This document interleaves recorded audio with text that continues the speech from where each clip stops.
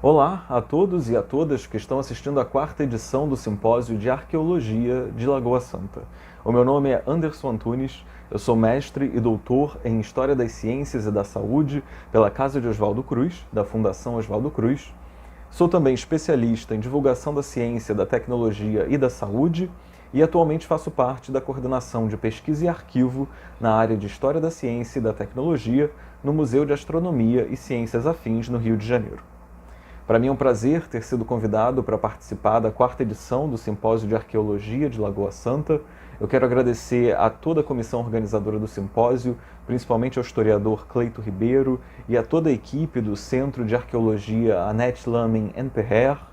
Quero agradecer também à Prefeitura Municipal de Lagoa Santa e também deixo o meu agradecimento à doutora Lorelai Cury, da Casa de Oswaldo Cruz, por ter mediado o meu contato com a comissão organizadora. Bom, quando eu fui convidado a participar do evento, eu pensei de que forma a minha fala poderia contribuir para as discussões sobre o tema, que esse ano é Lund para além da arqueologia. Ao longo dos próximos dias, a gente vai ter uma série de especialistas falando sobre a trajetória do Peter Lund no Brasil, as suas pesquisas científicas na região de Lagoa Santa, sua relação com intelectuais e com o pensamento científico europeu no século XIX, e eu pensei em chamar a atenção justamente para um aspecto muito importante do trabalho científico de qualquer naturalista ao longo do século XIX e que a historiografia das ciências e das viagens científicas passou a enfatizar nos últimos anos. E esse aspecto é a sociabilidade do trabalho naturalista de campo e as contribuições dos habitantes locais em expedições científicas para a construção do próprio conhecimento científico e para a formação das coleções de história natural ao longo dessas viagens. Então quero chamar a atenção aqui para como naturalistas, como o próprio Lund, como o Agassiz, como Darwin, como Bates, Wallace e tantos outros, contavam com o apoio de uma rede de colaboradores locais durante as suas investigações científicas. Fossem essas investigações realizadas ao longo de um curto período de tempo, como no caso do Agassiz, que passou pouco mais de um ano no Brasil, fossem essas viagens mais longas, como no caso do Bates, que passou um total de 11 anos residindo na região amazônica, ou mais longas ainda, como no caso do próprio Lund, que se estabeleceu definitivamente no Brasil, na região de Lagoa Santa. Independentemente da duração das suas estadas no país e do período em que realizaram as suas investigações científicas, esses naturalistas geralmente contavam com o apoio de redes locais. Redes que eu chamo de redes dos invisíveis, por motivos que eu já vou explicar o porquê. Então, para a minha fala de hoje, eu vou focar nesse aspecto da sociabilidade do trabalho de campo e vou falar sobre 3 pontos principais. Primeiro, eu vou comentar um pouco mais e explicar melhor sobre a importância da sociabilidade para o trabalho naturalista de campo. Em seguida, eu vou falar sobre como nós podemos estudar essa sociabilidade por meio dos relatos dos naturalistas, dos livros de viagens, das suas correspondências. E, por fim, eu vou apresentar alguns exemplos dessa sociabilidade a partir de ilustrações publicadas nos livros de viagem do século XIX, para que a gente possa refletir sobre a importância dessa rede dos invisíveis na história natural. Mas então, por que rede dos invisíveis? A razão para isso está ligada à historiografia, a forma como a história das ciências, a história das viagens científicas e da história natural foi escrita ao longo dos anos. Essa escrita da história, por muito tempo, atentou unicamente para o papel dos naturalistas, das suas descobertas, dos seus relatos, e isso ajudou a criar uma imagem que ainda hoje é, de certa forma, muito comum, que é a imagem do naturalista aventureiro. Então foi criada essa imagem, que se deve muito também à forma como lugares como o Brasil, como o continente africano, eram representados nos círculos intelectuais europeus, e foi criada essa imagem do naturalista corajoso, destemido, heróico por vezes, que viajava até um lugar desconhecido, potencialmente perigoso, por vezes habitado por selvagens, para investigar uma natureza que era igualmente selvagem e que precisava ser desvendada em nome do progresso, em nome do conhecimento e em nome da própria ciência. E no processo de criação dessa imagem, o naturalista, que é o protagonista da sua própria história, ofusca todos os outros participantes da sua expedição científica. Então essa historiografia contribuiu muito para tornar invisíveis os colaboradores locais, os nativos, os escravizados, os ribeirinhos, com quem esses naturalistas tiveram contato. A própria escrita científica, na forma como esses naturalistas redigiam seus artigos para os principais periódicos e para as principais sociedades científicas da época, também contribuiu com esse processo de tornar invisíveis os colaboradores locais ao valorizar na escrita científica a objetividade, a impessoalidade e a neutralidade, por exemplo. Mas é importante destacar que essas relações com as populações locais também eram parte do trabalho científico. Então, para já entrar no meu primeiro ponto sobre a sociabilidade do trabalho de campo, a gente precisa ter em mente que esse contato dos naturalistas com os habitantes locais já era previsto. Esse contato era parte do trabalho científico.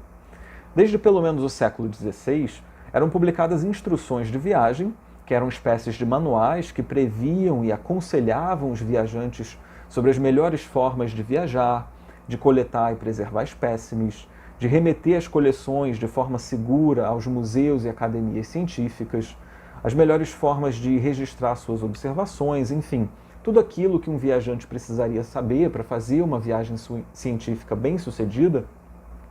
E essas instruções já previam a interação com a população local e alertavam sobre como os habitantes locais poderiam possuir informações importantes sobre a natureza, sobre a geografia local, sobre o uso medicinal de plantas locais, sobre os melhores lugares para encontrar determinados animais e plantas. E as instruções de viagem também buscavam dar orientações sobre as melhores formas de se comunicar com a população local, de obter informações dos habitantes, porque aí muitas vezes o estabelecimento de uma relação de confiança era um elemento importante. E também era importante saber como se adaptar aos costumes locais, como registrar esses costumes, como registrar os nomes nativos para animais e plantas. Então esse é o primeiro ponto que eu quero destacar: o contato com as populações locais já era previsto pelos viajantes e fazia parte do trabalho científico. E aqui vale ressaltar também que esse contato incluía também o contato com estrangeiros que já residiam naqueles países visitados pelos viajantes.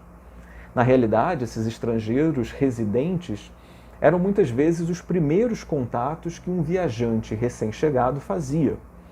Naturalmente, o fato de encontrar um compatriota em um país diferente era algo que facilitava a chegada do viajante, porque ali não havia a diferença cultural, a diferença linguística, que muitas vezes era um obstáculo nessas relações. Então era muito comum, por exemplo, que um viajante recém-chegado a um país como o Brasil procurasse, ou muitas vezes até soubesse de antemão, mesmo antes de chegar no país, quem eram seus compatriotas ou os estrangeiros residentes que moravam ali. E esses estrangeiros eram muitas vezes um primeiro ponto de contato que ajudaria na apresentação daquele viajante aos moradores locais, que ajudaria o viajante na adaptação aos costumes, aos idiomas locais, na indicação de lugares propícios para pesquisa científica. Esses estrangeiros residentes, eles já estavam inseridos em redes locais e, por isso, eles poderiam mediar as relações entre os recém-chegados e os habitantes locais. Então é muito comum ver esses estrangeiros residentes atuando como mediadores que possibilitavam relações. Muitas vezes o estrangeiro que já residia no país conhecia membros da elite local, membros dos círculos científicos locais, pessoas que poderiam facilitar o contato do viajante com indígenas, com escravizados, possibilitando assim que esses viajantes expandissem o alcance das suas redes de contato no país. Então, em uma rede social, e essas redes eram redes sociais, cada pessoa representa também a possibilidade de contato com outras pessoas, a partir de uma apresentação, por exemplo. E um mecanismo muito comum para fazer essas apresentações eram as cartas de apresentação. Então era muito comum que, mesmo antes de sair do seu país de origem, um viajante tentasse entrar em contato com pessoas que já haviam visitado aquela região para onde ele iria e conseguisse com essas pessoas algumas cartas de apresentação aos habitantes locais. Era muito comum, no contato com membros da elite local, que esses viajantes buscassem cartas de apresentação que garantissem o apoio de outras pessoas. Essas cartas eram então uma forma de se apropriar, digamos assim, de um pouco do capital social, do prestígio, do status daquele que fazia a apresentação, para garantir o apoio de pessoas que o viajante ainda não conhecia. Então essas cartas eram instrumentos nessa mediação que possibilitavam essas relações sociais. Mas pensando ainda sobre a presença dos estrangeiros residentes, se a gente pensar especificamente aqui na história do próprio Lund, na trajetória dele no Brasil, a gente pode encontrar um exemplo da importância dessa relação com os conterrâneos, com os compatriotas, na relação dele, do Lund, com Peter Clausen, né, ou Pedro dinamarquês, como ele era conhecido, que pode ser considerado uma figura importante na introdução do Lund aos achados pré-históricos no interior de Minas Gerais. O Clausen era justamente um desses estrangeiros que, a partir da sua experiência prévia no país, é capaz de apresentar o viajante, o Lund no caso, a outros habitantes locais. É capaz de levar o Lund para locais que ele julgava ser interessantes cientificamente, de apresentar ao Lund a objetos, os fósseis, que ele julgava que poderiam ser de interesse do Lund. Por outro lado, posteriormente, depois do Lund, quando ele se estabelece em Lagoa Santa, ele mesmo vira esse ponto de contato para outros viajantes. Ele foi uma presença importante na região para viajantes posteriores, como Eugênio Armin, como Johannes Reinhardt, como tantos outros jovens naturalistas, não apenas dinamarqueses, mas para muitos viajantes que passaram pela região ao longo do século XIX e que vão ter no Lund uma figura de referência, uma figura de acolhimento. Então a gente vai vendo como essas relações sociais eram muito importantes no contexto dessas viagens científicas. E essas relações elas permeavam todos os momentos dessas viagens. O apoio que os naturalistas viajantes encontravam na população local era diverso e amplo em todos os sentidos. A população local muitas vezes contribuía com essas viagens em assuntos relacionados com a logística da expedição, por exemplo, com a movimentação pelo país, com a estada nas diferentes cidades, com o transporte dos equipamentos e materiais levados pelos viajantes. Uma informação interessante que está na tese do Pedro Ernesto Filho sobre Lund é que durante a visita do Lund à Serra dos Órgãos, em 1833, o Lund não estava acompanhado apenas do Ludwig Riedel. Completavam um grupo pelo menos 4 escravizados que, com a ajuda de 6 mulas, carregavam a bagagem do grupo. Então, reparem bem, o grupo contava com 4 escravizados. Eu vou usar esse exemplo, esse momento da passagem do Lund pelo Brasil, para destacar alguns pontos. E o primeiro é o óbvio apoio logístico que esses habitantes locais garantiam aos viajantes. Ao sair em uma excursão pela mata, uma expedição a uma determinada região, como a Serra dos Órgãos, era comum que os viajantes contassem com guias, com mateiros, com o apoio de indígenas que muitas vezes comandavam as embarcações no transporte pelos rios, com escravizados que cuidavam da bagagem, da alimentação do grupo, enfim, com uma série de pessoas envolvidas nas mais variadas tarefas. Também era comum que esses habitantes locais participassem da coleta de espécimes, que eles levassem para os naturalistas os espécimes que eles haviam coletado. E era comum também que eles participassem até mesmo do preparo e da preservação desses espécimes para o transporte. Mas tem um outro tipo de apoio que não era o logístico e que também era muito importante. Esses habitantes locais também compartilhavam com os viajantes de informações. Eles indicavam, por exemplo, onde encontrar animais e plantas, como capturar animais e plantas. Eles compartilhavam informações sobre os usos medicinais e econômicos de animais e plantas. O Agassiz, por exemplo, um naturalista de origem suíça que passou pelo Brasil em 1865, chamou os indígenas do país de botânicos e zoólogos práticos e chegou até a sugerir que o imperador Pedro II mandasse compilar uma enciclopédia com os conhecimentos que os indígenas possuíam sobre a natureza brasileira. Então, um ponto muito importante nessas relações é a circulação de conhecimentos. A população local geralmente possuía um conhecimento empírico, um conhecimento tradicional, um conhecimento adquirido ao longo de gerações vivendo naquela região, que era compartilhado com os viajantes e que era apropriado por esses viajantes. Esse conhecimento era registrado e traduzido pelos viajantes nos seus diários e nos seus livros de viagem.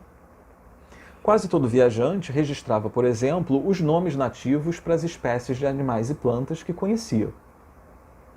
E esse conhecimento era muitas vezes essencial para os viajantes. Muitos deles Usaram remédios feitos a partir de plantas medicinais locais, por exemplo, para curar diversas doenças que tiveram durante a passagem pelo país.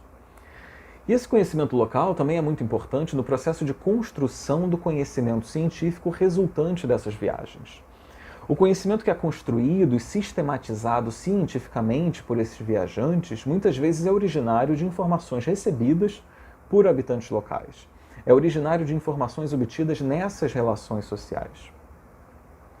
Também é importante enfatizar que essa circulação de conhecimento ocorria em via de mão dupla. E esses habitantes locais também aprendiam com os viajantes que passaram pelas suas regiões. Eles aprendiam sobre a Europa, sobre os locais de onde esses viajantes vinham, sobre os costumes e hábitos desses europeus, aprendiam também sobre o que esses naturalistas buscavam nas suas expedições. Então, muitos desses habitantes locais passavam a reconhecer, por exemplo, aquilo que os naturalistas consideravam interessante, que espécies eram as mais cobiçadas.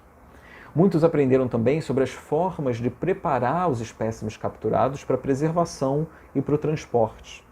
Então, esse é um ponto importante da gente destacar sobre essas relações no contexto das viagens científicas, que o apoio recebido por esses viajantes não era apenas logístico, mas acontecia em meio a essas relações sociais uma circulação de conhecimentos que funcionava em via de mão dupla. Dito isso, eu quero voltar àquele escravizado que carregou a bagagem do Lund na sua expedição à Serra dos Órgãos. Na mesma tese do Pedro Ernesto Filho, ele informa, a partir de um relato do Warming, que esse escravizado já tinha participado de uma expedição científica antes. Ele tinha participado da expedição do Friedrich Sellow, que foi um viajante alemão que esteve no Brasil décadas antes, em 1814. E aqui é até interessante destacar uma informação que aparece em uma das cartas trocadas entre o Lund e o Warming, que está nessa tese do Pedro Ernesto Filho, que esse escravizado teria recebido a sua alforria após a expedição do Sellow. E essa possibilidade da alforria após o trabalho para o naturalista é algo que a gente não pode dizer que era comum para não correr o risco de criar uma imagem do naturalista libertador de escravizados, né? Mas era algo que acontecia. E isso aparece registrado pelo Debré no seu livro de viagem sobre o Brasil, publicado em 1835. Mas esse escravizado que carregou a bagagem do Lund naquele grupo na Serra dos Órgãos não era o único com experiência anterior em viagens científicas. No mesmo relato é informado também que o condutor das mulas, aquelas 6 mulas que carregavam a bagagem, ele também era um experiente colaborador dos viajantes que havia participado anteriormente na expedição do cônsul russo, o barão Langsdorff, que esteve no Brasil. Então aqui a gente tem um outro ponto interessante, né, que formava-se então, durante essas expedições, uma rede de colaboradores locais, essa rede dos invisíveis, do qual eu falei, que era uma rede que funcionava para além daquele momento da expedição. Essa era uma rede local, que existia ali naquelas regiões visitadas pelos viajantes e que era acionada por esses viajantes que buscavam estratégias de interação, de relacionamento e troca com a população local, para que eles pudessem se inserir nessas redes. Então, existiram muitos indivíduos pelo Brasil inteiro que frequentemente são mencionados nos relatos dos viajantes que passaram pelo Brasil. Eu vou dar aqui um exemplo, o exemplo do padre Torquato Antônio de Souza, que além de padre foi também um político importante na região amazônica durante o século XIX, ele chegou a ser presidente da Assembleia Provincial do Amazonas, e ele é um personagem que aparece nos livros de viagem do príncipe Adalberto da Prússia, que esteve no Brasil em 1842. Anos mais tarde, em 1848, o padre Torquato hospedou o Bates e Wallace, 2 viajantes ingleses que passaram pela região amazônica. Ele serviu de guia, mostrou para eles a região, chegou a coletar alguns espécimes para eles. O Torquato aparece de novo no livro de viagem do Spruce, outro inglês que passou pela região amazônica na mesma época. E anos mais tarde, em 1865, ele é mencionado pelo Louis Agassiz, que já conhecia a figura do padre Torquato porque tinha lido sobre ele no livro de viagem do Bates. Então aqui a gente tem o mesmo indivíduo que colaborou com pelo menos 5 viajantes que passaram pelo Brasil ao longo do século XIX. E da mesma forma que o padre Torquato, existiram muitos outros. E de certa forma, o próprio Lund, durante a sua residência no Brasil, também se transforma numa dessas pessoas quando ele passa a receber vários jovens naturalistas na sua casa. O Lund foi, para viajantes como o próprio Warming, como o Reinhardt, entre outros, uma dessas referências locais. Ele se tornou a principal, ou pelo menos uma das principais figuras para todos os viajantes posteriores que passaram pela região de Lagoa Santa.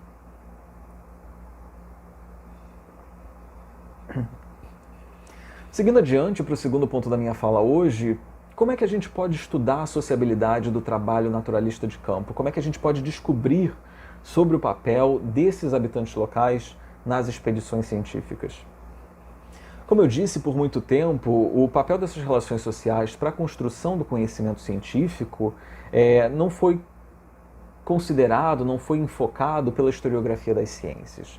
Mas nas últimas décadas isso tem mudado e hoje existe uma forte tendência em reavaliar essas expedições científicas sob o ponto de vista das relações sociais entre os naturalistas viajantes e as populações locais, observando como é que se davam essas relações sociais no contexto dessas viagens, a circulação de conhecimentos e a importância dessa sociabilidade. E para isso tem sido essencial olhar novamente para as fontes primárias. E que fontes são essas? Naquelas instruções de viagem que eu falei, os viajantes também aprendiam sobre as melhores formas de registrar as suas experiências de viagem. Então era muito comum que esses viajantes mantivessem diários, cadernos de anotação, cadernetas de campo, e que eles anotassem ali não só os dados científicos observados, mensurados nos seus instrumentos, mas também as suas experiências, incluindo aí a relação e a convivência com a população local. Com o retorno desses viajantes aos seus países de origem, frequentemente essas informações eram então organizadas e publicadas sob a forma de um livro de viagem. Esses livros de viagem se tornaram um gênero literário muito popular na Europa, muitas vezes existindo ali em um espaço entre o conto de aventura, a crônica, o diário e o relato científico, e havia um público leitor muito interessado que buscava nesses relatos notícias sobre lugares distantes, lugares até então pouco conhecidos do público europeu, e por isso mesmo também interessava o viajante descrever os lugares, as pessoas que moravam ali, os seus costumes, de forma que esses leitores pudessem se sentir parte da própria viagem. Esses livros eram também uma forma de divulgar a própria viagem e o trabalho do naturalista, e com a popularidade desses relatos, eles se tornaram também uma fonte de renda para esses viajantes. Uma outra fonte importante com informações sobre essas viagens são as correspondências dos naturalistas. Quem estuda Lund sabe muito bem disso, né, já que existe uma coleção grande de correspondências dele com naturalistas na Europa, ele trocava muitas correspondências com naturalistas europeus, e as correspondências são fontes importantíssimas para a história da ciência, porque ali a gente tem uma mistura de assuntos profissionais, assuntos científicos, com informações sobre a vida e o cotidiano de quem escreve. E informações muitas vezes pessoais também, né? Já que essas correspondências elas não eram destinadas à publicação para o grande público, diferentemente dos livros de viagem. Então existem muitos elementos nessas correspondências que são interessantes e que o historiador pode analisar para conhecer melhor o trabalho, a vida e as relações sociais de um naturalista. A formalidade ou a informalidade dessas cartas, a forma de tratamento usada, a forma como outros indivíduos são mencionados, tudo isso pode ser analisado para que a gente entenda como funcionavam essas redes científicas transnacionais formadas por naturalistas que se correspondiam. Hoje em dia tem sido até muito comum fazer o mapeamento dessas redes de correspondências para entender a circulação de ideias e conhecimentos entre círculos intelectuais localizados em diferentes regiões, em diferentes países. Hoje em dia também, com a consolidação das humanidades digitais enquanto área de pesquisa, e com a disponibilidade de programas de computador para criar gráficos com a visualização dessas redes, esse tipo de pesquisa, de mapeamento de trocas de correspondências tem se tornado também muito comum na história das ciências. Então todas essas fontes elas são importantes e juntas elas vão formando um quebra-cabeça que permite que a gente compreenda o contexto dessas viagens científicas. Existem informações que aparecem nas correspondências, mas que não vão aparecer no livro de viagem. Existem informações que vão ser publicadas no livro de viagem, mas que são omitidas na hora em que o naturalista sistematiza os resultados científicos da sua viagem e apresenta a uma sociedade científica. Nessas horas é que as contribuições dos habitantes locais são tornadas invisíveis, porque nos diários, nas cadernetas, nos livros de viagem, essas contribuições, essas relações sociais geralmente aparecem. E o historiador encontra essas informações, às vezes, de forma muito explícita, porque muitas vezes os naturalistas eles realmente davam os créditos aos seus colaboradores. Eu vou dar um exemplo. No seu livro de viagem, o Louis Agassiz, ele fala inúmeras vezes que a sua viagem não teria sido possível sem o apoio que ele recebeu do major João Martins da Silva Coutinho, que era um engenheiro militar, um naturalista brasileiro, que atuou como guia, como coletor de espécimes e como mediador nas relações entre o Agassiz e os grupos indígenas no Brasil.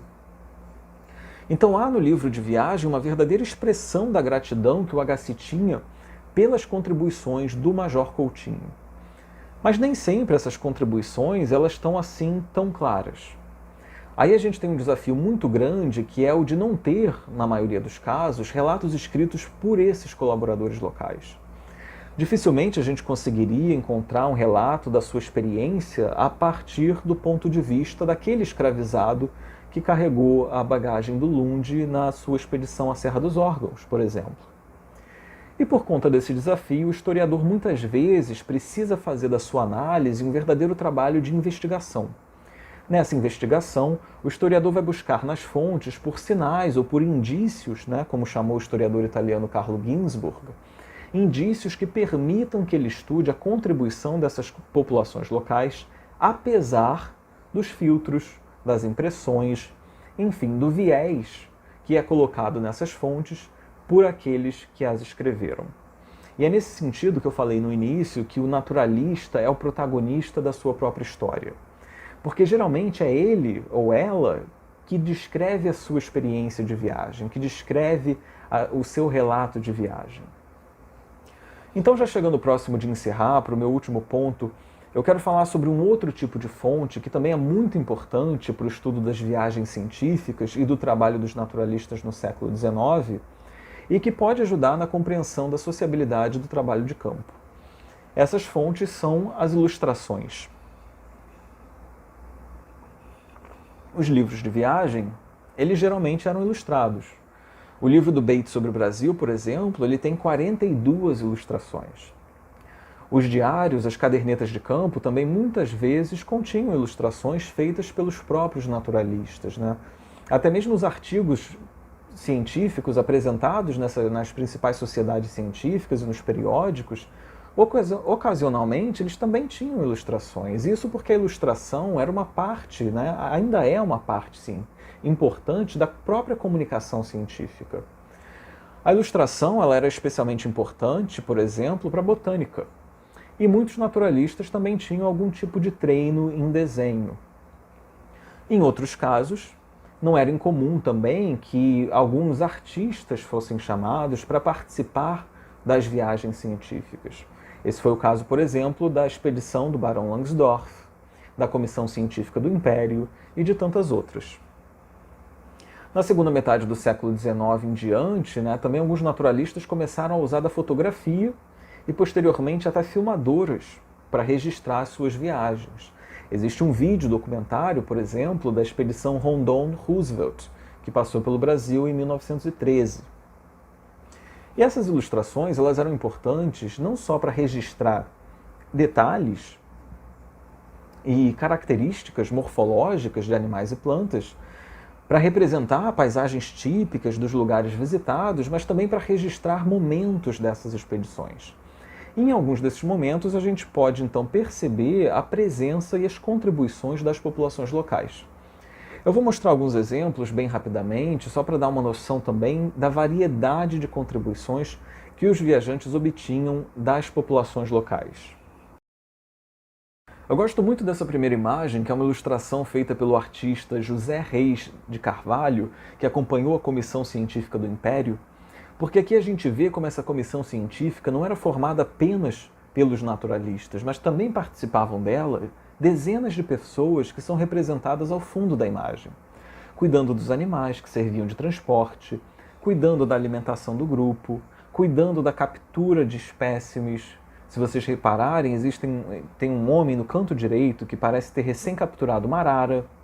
Enfim, toda uma série de atividades que eram realizadas para manter a expedição, para garantir a formação das coleções, a segurança dos viajantes, a exploração das regiões que se desejava investigar, enquanto os naturalistas são representados ao centro, sentados, fumando seus cachimbos.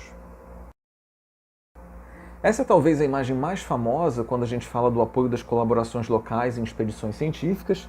Ela é uma gravura feita pelo Debré sobre aqueles que ele chamou de negros caçadores. O título da imagem é O Retorno dos Negros de um Naturalista.